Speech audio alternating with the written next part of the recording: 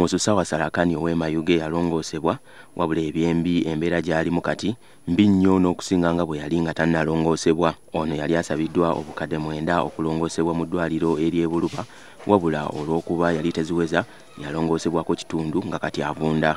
Obulumi bw'amaanyi ino buli lwentenduka mba n'obulumi bw'amaanyi. Ensimbi ezalongoosa musajja mukulu ono zaali emitwalo 60 nga mutabani we yasooka kutunda kibanja okuzifuna kyokka nga nazo tezaamuyamba.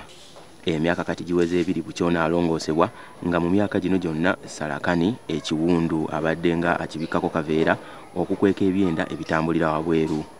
Mba yanina omukazi aye omukazi yanfaaku omwaka ogwo omwezi gw'Ekumi yandekera akaana ka myaka 5. Ono anoonya obukadde 9 asobole okulongoosebwa wabula nga wetwogerera ne bw'omuwunzika malusu gokka ge gayiika.